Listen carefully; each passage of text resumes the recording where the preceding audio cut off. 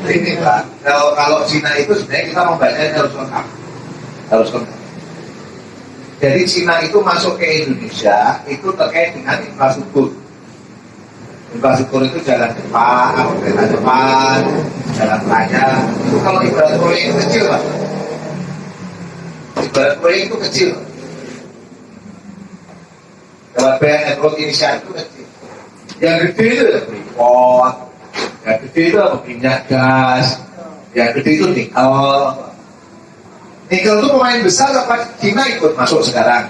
Tapi pemain besar tetap Vale. Vale itu Eropa punya yang dikasih sama Soeharto sejak 68.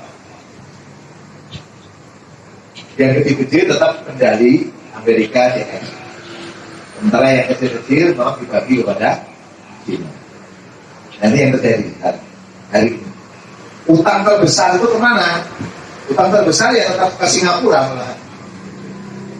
Berarti investasi terbesar masuk ke Indonesia itu bukan dari Cina, tapi dari Singapura. Singapura itu nggak punya lahan untuk bertani, nggak punya lahan untuk menghasilkan macam-macam. Dia bertani di mana? Indonesia. Banyak perusahaan pertanian mereka itu ada di Indonesia, hasilnya kirimnya ke Singapura. Sedih juga itu sebenarnya. Sedih loh, ya Allah. Jadi saya melihat Cina bukan dari aspek konteks Cinanya ya. Sekarang hari ini yang jelas Indonesia butuh kemandirian hari ini. Dan kemandirian itu butuh kedaulatan. Kedaulatan itu butuh keberanian. Nah kedaulatan itu, kalau kedaulatan itu dikembalikan pada Islam, dikembalikan pada sovereignty kepada Allah Subhanahu wa Ta'ala, maka kita kembalikan bagaimana Allah meminta. Ketika Allah meminta, maka sumber daya alam yang melimpah tadi itu jumlahnya banyak, milik rakyat. Dan saya sudah menghitung kalau ini masuk semua, saya hitungannya saya tadi searching. Dan saya minta teman-teman saya yang ada di IDEF, teman-teman saya yang ada di Kelios untuk hitung. Pak. Jadi kalau saya berbuat tampil kok hebat banget dengan data-data yang lengkap dan saya itu. Teman-teman saya yang ada di IDEF, di Kelios itu yang menghitungnya. Itu saya hitung dengan teman-teman itu 6 komoditas. Ini kalau 6 komoditas yang tadi Anda Susuroka, Ubisalasin, Alma, Balkalak, Wanat yang sekarang itu dimiliki oleh rakyat semuanya, baru 6 komoditas itu bisa menghasilkan 8.000 triliun. 8.000 triliun. Ya. Itu data nggak lengkap ya, report data nggak lengkap. Jadi report itu data paling susah ya. Sampai detik ini. Jadi emas itu jumlah berapa kandungannya di Indonesia itu hampir blank. Di SDM juga kayaknya nggak lengkap. Ya.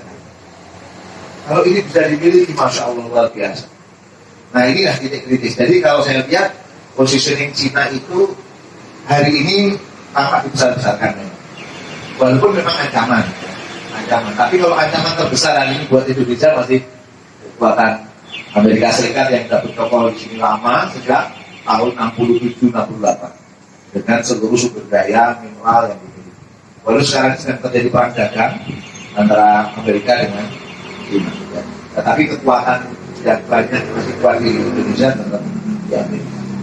Jadi memang apakah nanti akan diribu dan sebagainya, saya belum punya data clear.